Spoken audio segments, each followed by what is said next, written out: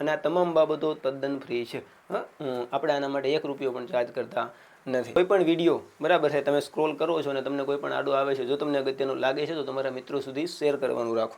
અને આપણે આપણી ભાષાની અંદર, શુદ્ધ ભાષાની અંદર વન લાઇનર કહીએ છીએ, જો કે એવડો એ શબ્દ ઇંગ્લિશનો છે.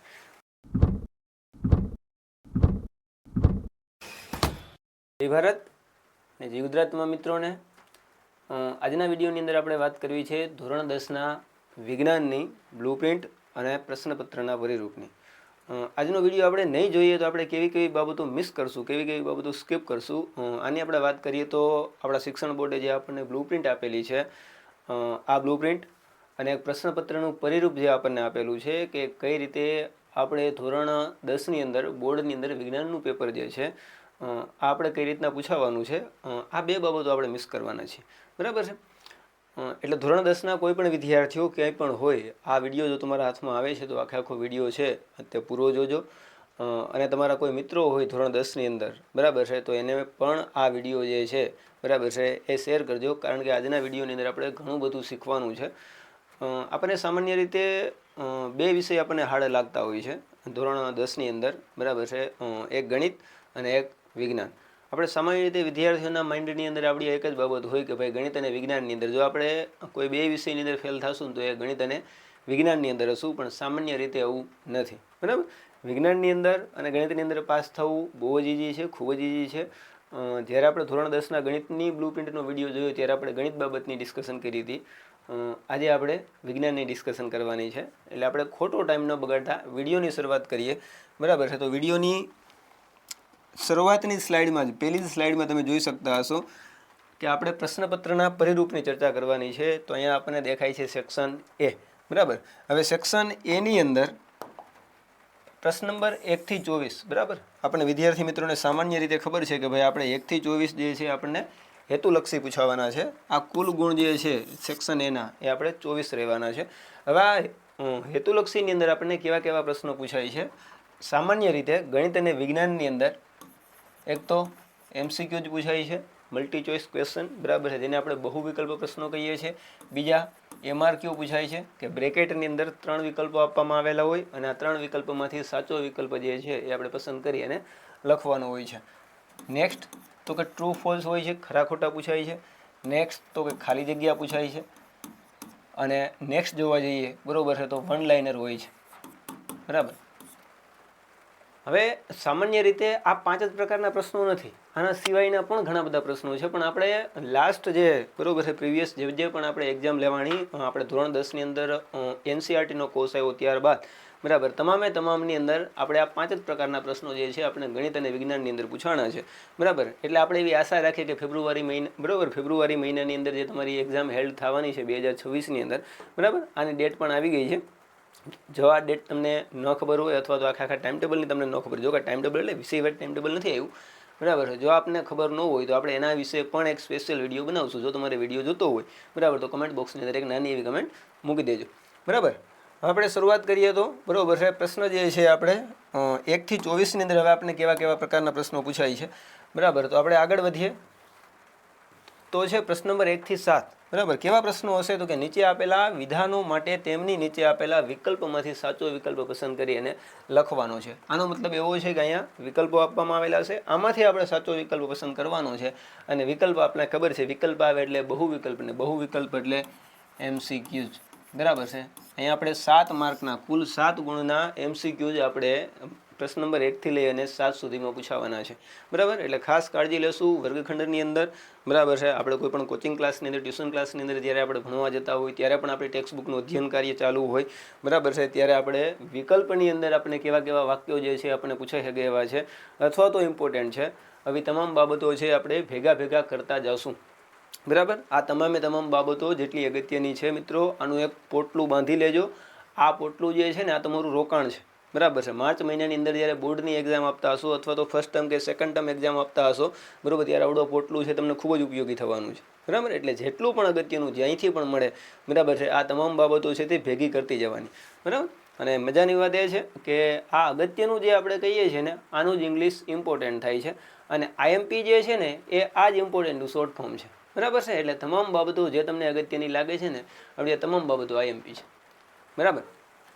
આગળ વધીએ તો હવે નેક્સ્ટ આવે છે પ્રશ્ન નંબર 8 થી લઈ અને પ્રશ્ન નંબર 12. નીચે આપેલા વિધાનો સાચા છે, ઓકે, સાચા બને તે રીતે ખાલી જગ્યા પૂરો. બરાબર, ફિલ ઇન ધ બ્લેન્ક. કેટલા માર્કની આવવાની છે ખાલી જગ્યાઓ? તો કે 5 માર્ક્સની ખાલી જગ્યા આવવાની છે.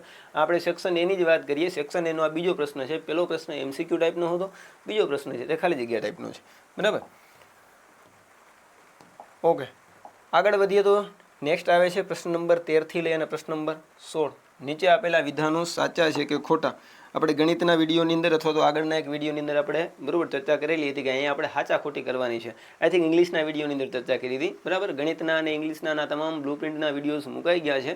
જો આપણે ન જોયા હોય તો ડિસ્ક્રિપ્શન બોક્સની અંદર બરાબર છે આની લિંક આપેલી છે, ત્યાં જઈ અને આ વિડીયો પણ જોજો. બરાબર છે, અને કદાચ લિંક મૂકતા હું ભૂલી જાઉં, બરાબર છે, બાય મિસ્ટેક હું ભૂલી જાઉં, બરાબર, તો પછી આપણી ચેનલ બરાબર શ્રી હેલ્પ R4ની અંદર આખા પ્લેલિસ્ટ મૂકેલા છે, સબ્જેક્ટ વાઇઝ મૂકેલા છે. ઓકે, ત્યાં જઈ અને તમે જે તે વિષયની બરાબર જે તે વિડીયો મુકાયેલા છે આ તમામ વિડીયોને જોઈ શકો છો. બરાબર છે, ઓકે. અહીંયા ખરા ખોટા ટ્રુ ફોલ્સ બરાબર છે, અને આ ટ્રુ ફોલ્સ જે છે આપણે 4 માર્ક્સના આવવાના છે. અને ટ્રુ ફોલ્સની આપણને પેટર્ન સામાન્ય રીતે ખબર છે કે અહીંયા વાક્યો આપેલા હોય અને આ વાક્યો છે તે ખરા છે કે ખોટા બરાબર છે તે આપણે કહેવાનું હોય છે. બરાબર, તે આપણે જણાવવાનું હોય છે. અહીંયા 4 વાક્યો આપવામાં આવેલા હશે અને 4 ગુણ માટે આ પ્રશ્ન છે આ આપણને પૂછાય છે. આગળ વધીએ છીએ પ્રશ્ન નંબર 17 થી લઈને પ્રશ્ન નંબર 20, 17, 18, 19 ને 20. બરાબર છે, 4 માર્ક માટેના હશે. હવે 4 માર્ક જે છે બરાબર છે એ કઈ બાબતના છે તો કે નીચે આપેલા પ્રશ્નોના માગ્યા મુજબ ઉત્તર આપો. હવે માગ્યા મુજબ ઉત્તર આપો એટલે અહીંયા કાંઈ બરાબર મોટા પ્રશ્નો તો પૂછવાના નથી, કારણ કે આ જે પ્રશ્ન છે બરાબર અહીંયા 4 પ્રશ્નો હોવાના છે અને 4 માર્ક્સ માટે હોવાનો. દરેક પ્રશ્ન છે તે 1 માર્ક માટે હશે. વધી અને બરાબર છે એક વાક્ય અંદર, વધીને એક વાક્યની અંદર કહું છું બરાબર છે, એકાદ શબ્દ કે એકાદ અંકની અંદર પણ જવાબ હોઈ શકે. અને આપણે આપણી ભાષાની અંદર શુદ્ધ ભાષાની અંદર વન લાઇનર કહીએ છીએ, જો કે એવડો શબ્દ ઇંગ્લિશનો છે.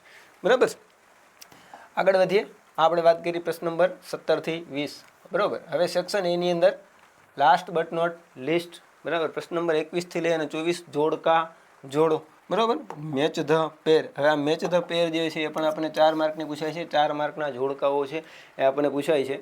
આ કેવા જોડકાઓ આપણને પૂછાઈ શકે, કેવી ખાલી જગ્યાઓ પૂછી શકે, બરાબર, કેવા વનલાઇનર આપણને પૂછી શકે, કેવા વિકલ્પો આપણને પૂછી શકે, આ તમામના આપણે બરાબર છે અલગ અલગ લેક્ચર લઈ, અલગ અલગ વિડીયો લઈ બરાબર છે અને આપણે લાઈવની અંદર ભણાવવાનો પ્રયત્ન કરશું. બરાબર છે મિત્રો, તમારે ખાસ કરવાનું એ જ છે. બરાબર, હવે આપણે ફ્રીમાં શિક્ષણ આપીએ છીએ. બરાબર છે, આપણે કોઈ પાસેથી કાંઈ ચાર્જ નથી કરતા, નથી આપણો કોઈ પેડ કોર્સ. બરાબર છે, તો પછી લાઈવની અંદર આપણે જો બરાબર છે તદ્દન ફ્રી આપણે ભણાવતા હોઈએ બરાબર, તો પછી તમારે કરવાનું એ છે કે તમારે 1 કલાક ખાલી આપવાની છે.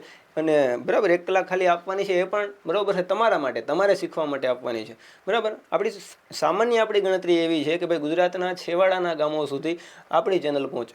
બરાબર છે, એટલે આમ છેવાડાના ગામો સુધી એટલે એનો મતલબ એવો નથી કે પાછી વચ્ચે ક્યાંય ન પહોંચે. બરાબર, ગુજરાતના તમામ વિદ્યાર્થીઓ સુધી આપણી ચેનલ પહોંચે. બરાબર છે, અને ગુજરાતના ધોરણ 10નો બરાબર છે, જો કે આપણે 12 માટેની પણ આપણે ટૂંકમાં અલગ એક ચેનલ છે.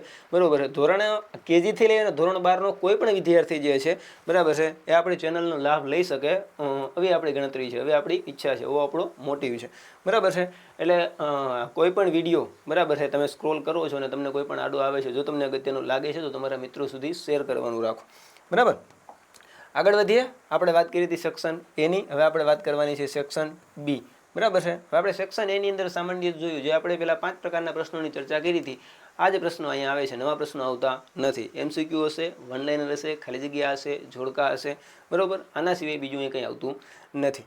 સેક્શન B પ્રશ્ન નંબર 25 થી લઈ અને 37. બરાબર છે, હવે આ પ્રશ્નોની અંદરથી બરાબર તમારે 9 પ્રશ્નોના જવાબ આપવાના. 25 થી 37 એટલે આ 13 પ્રશ્નો થશે. આ 13 માંથી તમારે 9ના જવાબ આપવાના છે. હવે આ બેની સીધી બાદબાકી તમે કરશો એટલે 4 મળશે. આ 4 જે તમારો જવાબ આવ્યો છે આ તમે સ્કીપ કરી શકશો ને એ છે. બરાબર, પણ અત્યારે આપણે સ્કીપ કરવા માટે નથી ભણવાનું, એટલે આ દાખલો આપણે ગણશું જ નહીં. બરાબર છે, આપણા 9 પ્રશ્નોના જવાબ આપવાના છે. ટોટલ 18 માર્ક્સ માટે છે. દરેક પ્રશ્નના કેટલા ગુણ છે? 2 ગુણ છે. હવે આ સેક્શન B ક્યાંથી પૂછાય છે આની આપણે ચર્ચા છે એ લાસ્ટમાં કરવાની છે. આખું બ્લુ પ્રિન્ટ જે છે બરાબર એક જ સ્લાઇડની અંદર મારે તમને બતાવી દેવી છે, એક જ સ્ક્રીનની અંદર મારે તમને બતાવી છે. બરાબર છે, વિડીયો અંત સુધી જોતા રહેજો. અને અમે 2 જ સેક્શન હવે બાકી રહ્યા છે.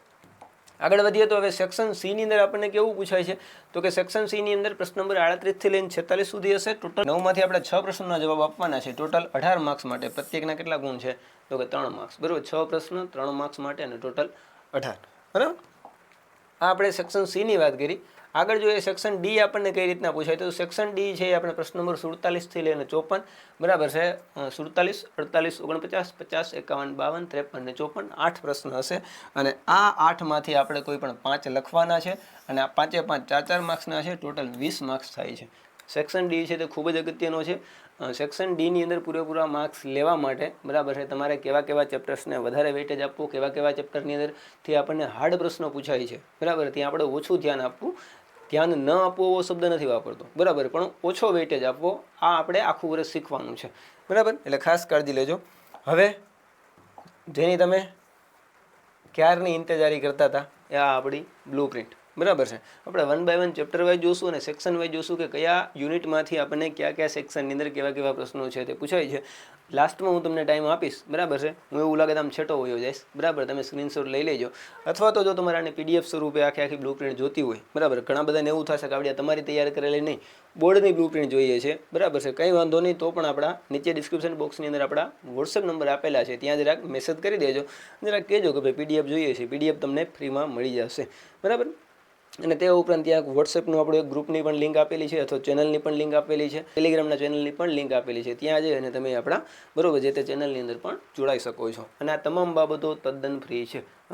આપણે આના માટે 1 રૂપિયો પણ ચાર્જ કરતા નથી બરાબર છે. બની શકે અને તમારી અંદર કેપેસિટી હોય તો બની શકે એટલો લાભ લ્યો બરાબર. હવે આપણે વધારે પડતું વાતું ન કરતાં આપણે સીધી બ્લુ પ્રિન્ટ ઉપર આવીએ બરાબર છે. તો પહેલું જ જે આપણું યુનિટ છે તે છે રાસાયણિક પ્રક્રિયાઓ અને સમીકરણો. આપણું પહેલું પ્રકરણ છે. સેક્શન એની અંદર નથી પૂછાતું, સેક્શન બી અને સેક્શન સીની અંદર એક એક પૂછાય છે. ટોટલ કેટલા માર્ક્સ માટે છે તો કે 5 માર્ક્સ માટે આ યુનિટ છે આપણને પૂછાય છે બરાબર.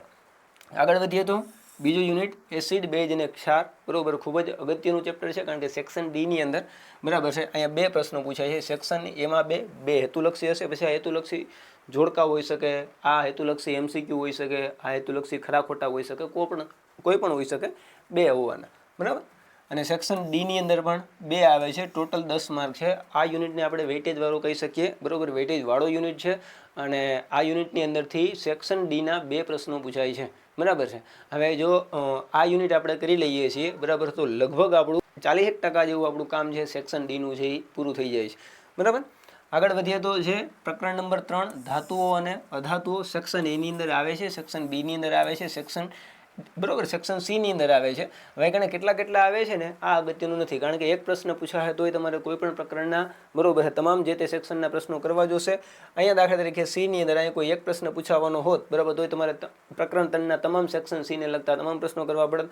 અહીંયા 2 છે તોય તમારે તમામ કરવા પડશે. આ કદાચ 20 હોત ને તોય તમારે તમામ કરવા પડે બરાબર છે. એટલે આ બાબતો સેમ છે. આપણે કયા સેક્શનની અંદર પ્રશ્ન પૂછાય છે ને આ આપણા માટે અગત્યનું છે. સેક્શન ડીમાં આવતું નથી બરાબર. ટોટલ આ 10 માર્કનો વેટેજ છે બરાબર છે આપણે ત્રીજા યુનિટનો.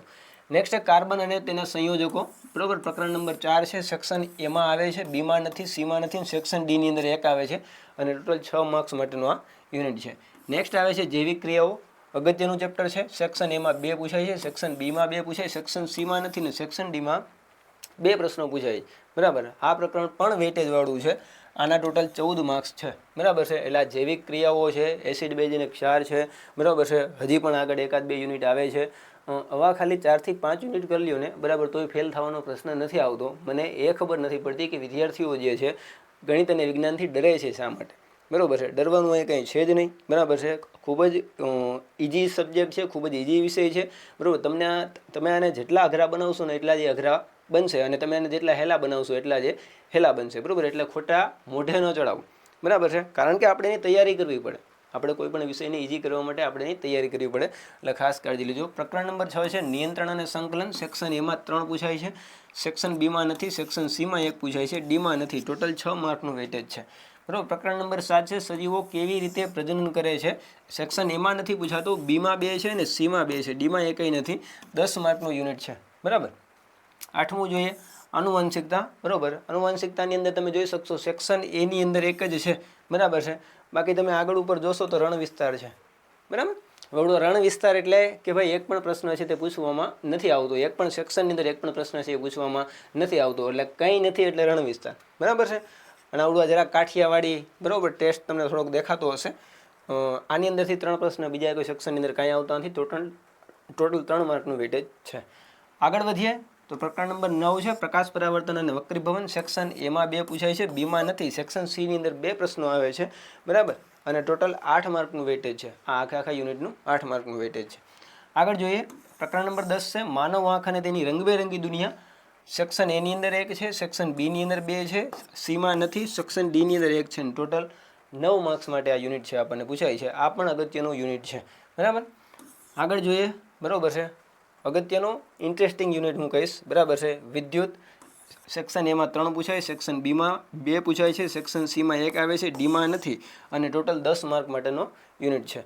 આગળ વધીએ તો વિદ્યુત પ્રવાહની ચુંબકીય અસરો. પ્રકરણ નંબર 12. સેક્શન એમાં 2 છે, સેક્શન બીમાં 1 છે, સીમાં નથી, ડીમાં 1 છે. ટોટલ 8 માર્ક્સ માટે આપણને પૂછાય છે, બરાબર. આગળ વધીએ તો ઓકે, નેક્સ્ટ આવે છે પ્રકરણ નંબર 13 આપણું પર્યાવરણ, બરાબર છે. આ પણ ખૂબ જ મજાનું યુનિટ છે, બરાબર છે. ટોટલ અહીંયા જોવા જઈએ તો સેક્શન એની અંદર 2 આવે છે, સેક્શન બીમાં 1 આવે છે, સીમાં નથી, ડીની અંદર 1 પૂછાય છે. ટોટલ 10 માર્ક માટેનું યુનિટ છે, બરાબર. સેક્શન એ આખો 24 માર્કનો છે, બી છે તે 26 માર્કનો છે, સી 27 માર્કનો, આ 40 માર્કનો અને ટોટલ 109, બરાબર. હવે આમાંથી ઘણા બધા વિદ્યાર્થીઓને એવું થતું છે કે સાહેબ અમારે તો 80 માર્કનું લખવાનું હોય, બરાબર છે. અહીંયા તમે ભરીને 109 માર્ક્સનું આપી દીધું, બરાબર. અહીંયા ખાસ કાળજી લેજો, બરાબર છે. 109માંથી 80 બાદ કરશો ને એટલે ટોટલ તમને 29 માર્ક્સ જેવું મળશે. આ 29 માર્ક્સ કીપેબલ છે, બરાબર. આખું પ્રશ્નપત્ર તમારે 109 માર્ક્સનું હશે, બરાબર. લખવાનું અહીંયા આપણે 80 માર્ક્સનું રહેશે. ઓકે વિદ્યાર્થી મિત્રો, જો આ વિડીયો તમને અગત્યનો લાગ્યો હોય, જરાક પણ અગત્યનો લાગ્યો હોય, બરાબર છે, તો આ તમારા મિત્રો સુધી શેર કરજો.